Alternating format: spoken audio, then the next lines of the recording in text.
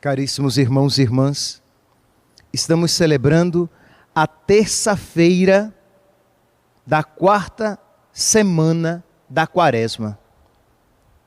E a liturgia de hoje nos apresenta, é riquíssima e nos enche de esperança. E nós vamos começar a reflexão, a homilia de hoje, pela primeira leitura. Primeira leitura retirada do livro do profeta Ezequiel, no capítulo 47. O profeta tem uma visão e diz que ele vê um anjo que o faz dar a volta até a entrada do templo. E ele vê, diz aqui no versículo 2,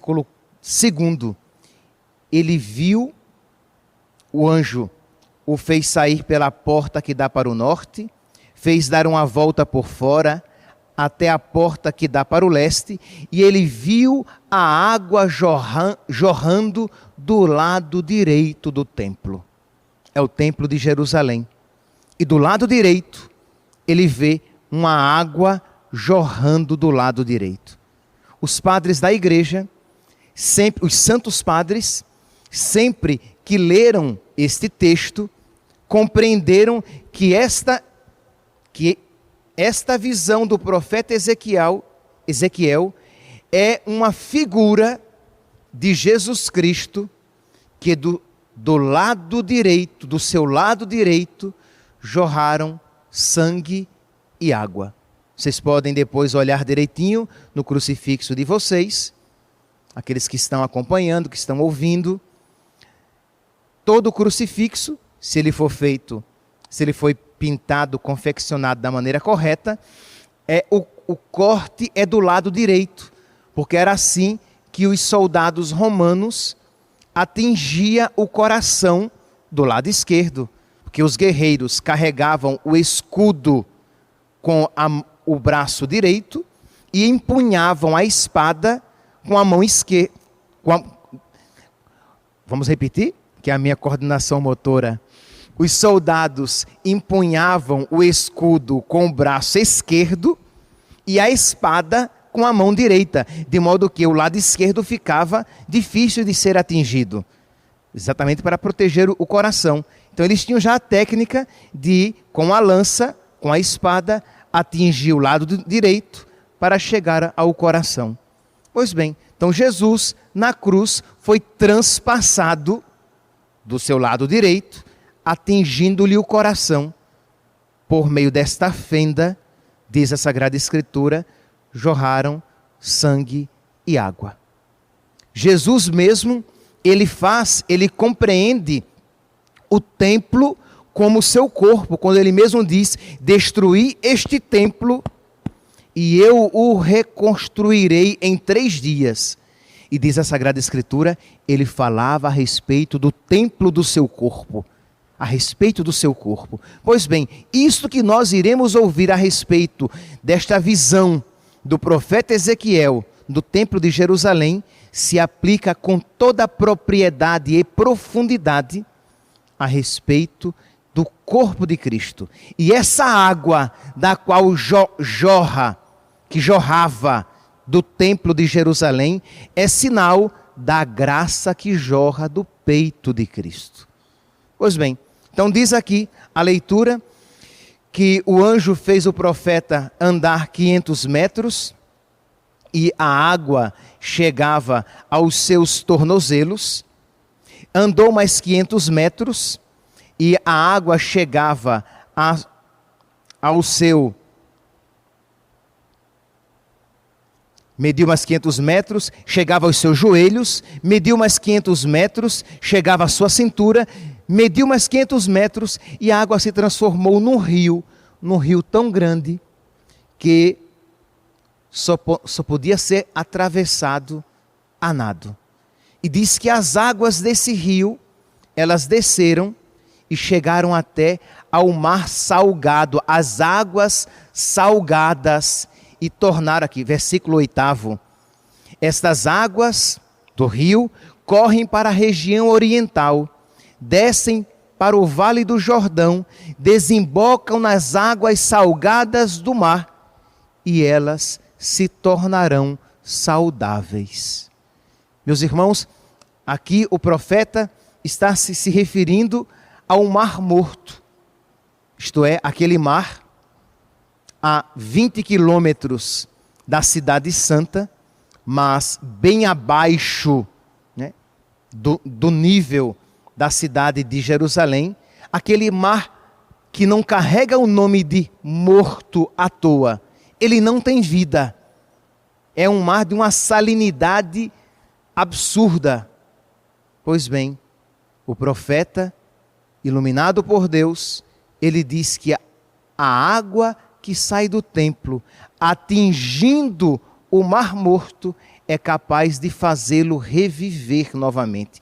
Diz aqui que onde quer que a água chega, onde quer que ela chegue, ela traz cura.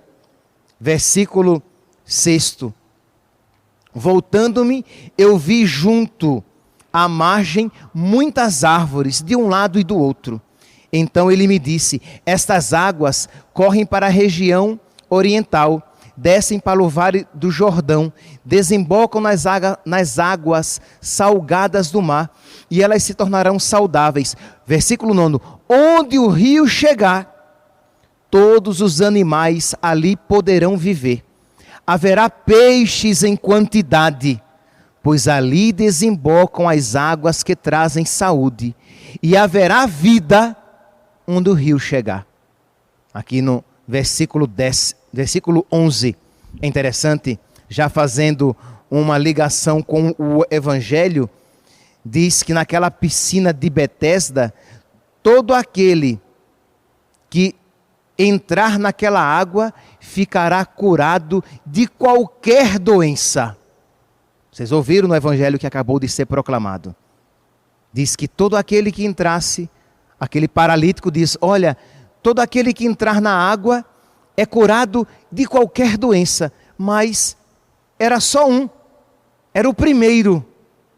Meus irmãos, nós sabemos, por revelação da Sagrada, pela revelação do Depositum Fidei, nós sabemos pelo conteúdo da revelação, pela palavra de Deus escrita e pela palavra de Deus transmitida de geração em geração e ensinada, seja a palavra ou transmitida a tradição pelo magistério, nós sabemos que a água de Deus está disponível para todos nós. Deus misericordiosamente quer conceder a sua água a todos nós, e nas margens junto ao rio, de ambos os lados, crescerá toda espécie de árvores frutíferas. Suas folhas não murcharão e seus frutos jamais se acabarão. Cada mês darão novos frutos, pois as águas que banham as árvores saem do santuário. Seus frutos servirão de alimento e suas folhas serão remédio. Meus irmãos, esta palavra deve infundir esperança nos nossos corações.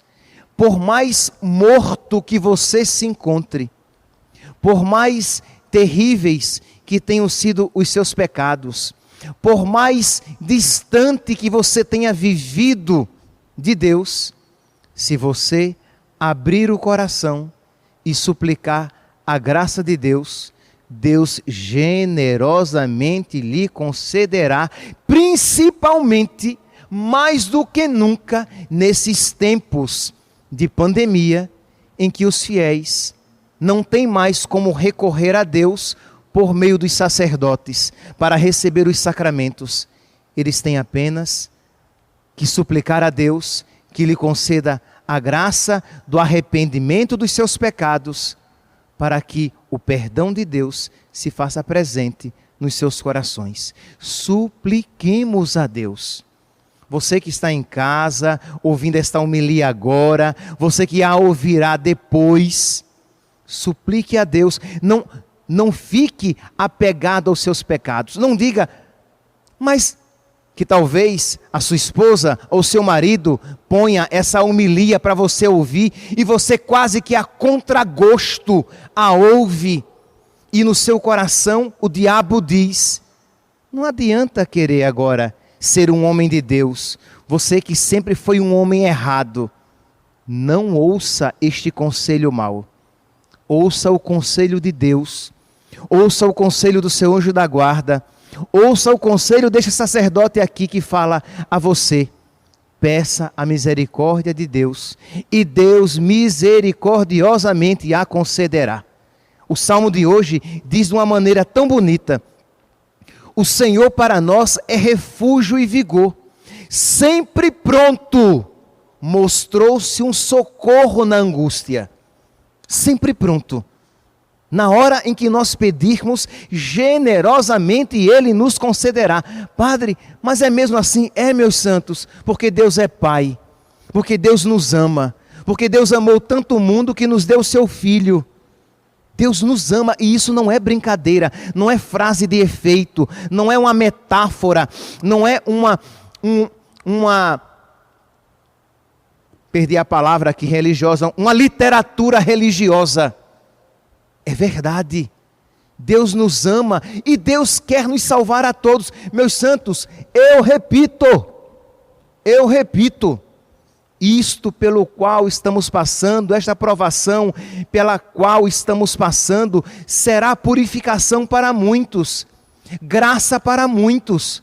Eu conheço algumas pessoas com as quais tenho entrado em contato, que nunca viveram uma quaresma.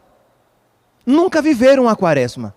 Isto é, a quaresma passava, como os outros dias da semana passavam, como os outros dias do ano passavam, a Páscoa chegava, e chegava como qualquer outro dia do ano. E agora, por causa desta peste, desta pandemia, essas mesmas pessoas que outrora tinham o coração insensível para Deus, agora estão rezando e suplicando a Deus a sua misericórdia. É graça. Essas pessoas, elas estão aproveitando este tempo de graça e rezemos mais, para que os nossos outros familiares, para que os nossos outros amigos também se deixem tocar, também se deixem amolecer, que tenham o seu coração quebrantado, moído, quebrado, mas que se voltem a Deus, supliquem a sua misericórdia, que generosamente Deus concederá. O Senhor para nós é refúgio e vigor, sempre pronto mostrou-se um socorro na angústia. Assim não tememos se a terra estremece, se os montes desabam caindo nos mares, se o número de infectados da pandemia vem a aumentar e o número de mortos vem também a crescer. Conosco está o Senhor do universo, o nosso refúgio, é o Deus de Jesus, é o Deus de Israel, é o Deus de Jacó. No início de cada Santa Missa, um acólito, um ministro ou diácono diz: o nosso auxílio está no nome do Senhor. E o sacerdote responde: que fez o céu e a terra. O nosso auxílio está em Deus, a nossa segurança está em Deus, a nossa confiança está em Deus. Ele é torre forte, Ele é rocha firme, Ele é segurança. Ele é o pastor que nos conduz pelo vale escuro, pelas dificuldades da vida. Supliquemos, Ele quer nos ajudar. Ele está batendo a porta dos nossos corações, que não seja em vão. Que esta passagem do Senhor, repito, não é o diabo que está mandando a pandemia. Não é o diabo, isso é uma graça de Deus. É Deus que está passando e purificando a sua igreja. Não é uma desgraça do diabo. E não é simplesmente, pelo amor de Deus, porque nós não somos naturalistas, simplesmente um acontecimento qualquer.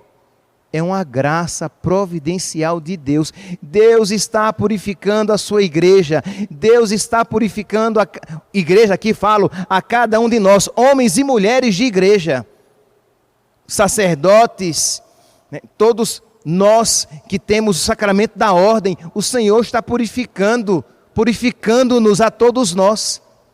Recebamos com carinho, recebamos com amor, recebamos com fé os golpes de Deus, porque Ele fere, mas cura a ferida. Ele está podando a cada um de nós, esta árvore que somos todos nós. E é maravilhoso cair nas mãos de Deus. E é maravilhoso ser purificado por Deus. Eu já contei aqui, nessa paróquia, uma vez, quando eu era criança, e eu era, né, sou muito ruim ainda, continuo sendo, mas eu era os pés do capeta. E eu não me lembro bem o que foi que eu fiz, não sei se eu joguei bomba é, né, fogos de artifício na casa de alguém. Imagine que coisinha linda, né? Não sei se eu joguei a bomba na casa de alguém, ou se eu fiz uma traquinagem. Eu deveria ter uns 12 anos. Ou se eu tinha feito alguma traquinagem, alguma liberdade indevida, brincadeira, com alguma menina. Só sei que o pai dessa casa veio atrás de mim. E ele saiu de casa, e eu achei que era como das outras vezes. A pessoa sai, corre, a gente corre e ele para. E crê em Deus Pai. O homem correu duro. E o homem correu, e eu corri, e ele correu, e eu corri, e ele correu. E eu digo, ele vai me pegar. E se esse homem me pegar, ele vai me quebrar. Então eu vou para casa. Porque quando eu entrar em casa, eu sei que eu vou levar uma surra daquelas do meu pai e da minha mãe. Mas é melhor apanhar de papai e de mamãe, que me amam, do que apanhar desse homem, que eu não sei quem é. E meus santos, aquilo que eu nunca fiz, que era ir para casa depois de uma traquinagem séria, eu fiz. E aí pronto, quando eu entrei em casa, o homem que vinha atrás de mim descobriu de quem eu era filho, quem era a peça, e contou tudo aos meus pais. Eu nunca levei uma surra tão feliz. E foi uma surra doída, porque meu pai e minha mãe, eles são do BOPE. Quando eles batiam, entendeu? Não, era surra com gosto. Mas eu apanhei feliz da vida, porque papai e mamãe que estão batendo em mim, eles me amam, e esta surra não vai me quebrar ao meio. Ela vai passar, e depois eu estarei inteiro. É isso que nós devemos saber.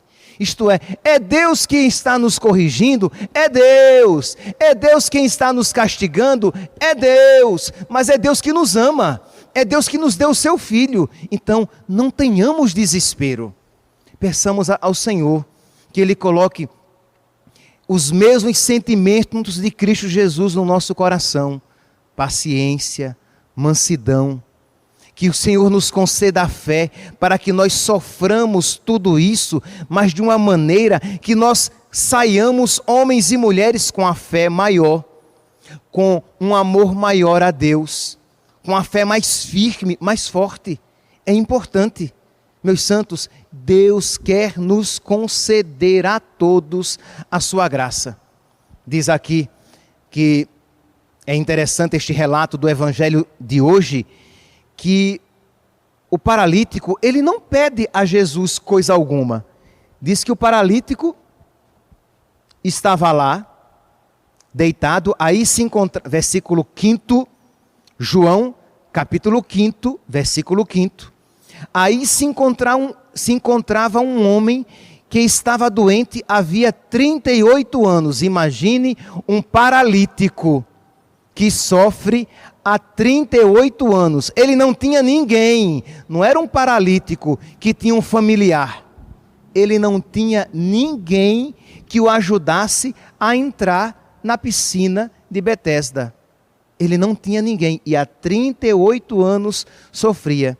Jesus, diz aqui, Jesus viu o homem deitado e, sabendo que estava doente há tanto tempo, Jesus que conhece os nossos corações e sabe de que doenças padecemos, sabe quais são as nossas feridas, e ele se volta para o homem. O homem não tinha se voltado para Jesus, o homem não tinha pedido nada a Jesus, mas Jesus misericordiosamente foi-lhe ao encontro. Disse: queres ser curado? Esta palavra, esta pergunta de Jesus ao paralítico é para todos nós.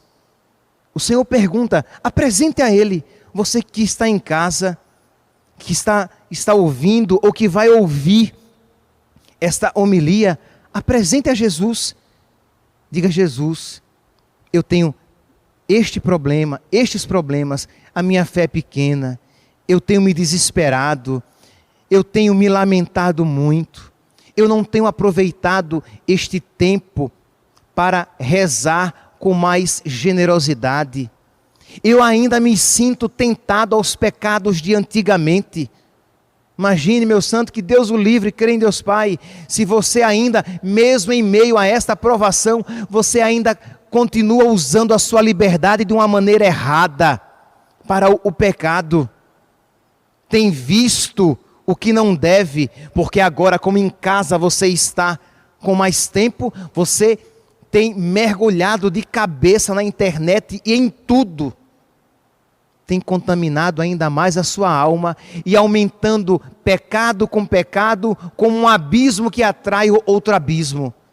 Pois bem, apresente a Jesus, diga: Jesus, eu quero ser curado, Senhor, mas infelizmente eu não quero ainda suficientemente.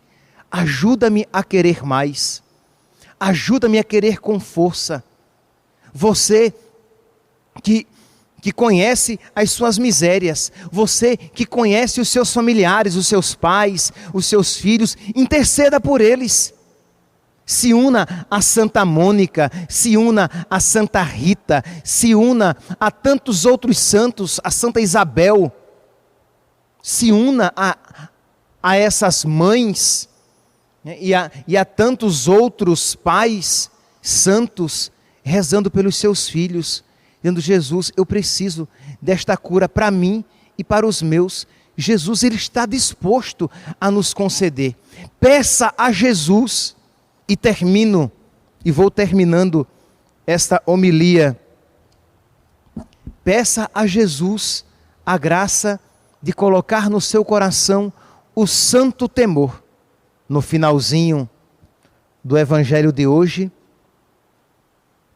Jesus diz assim: o paralítico foi curado, Jesus se encontra com ele novamente e diz: não voltes a pecar, para que não te aconteça coisa pior.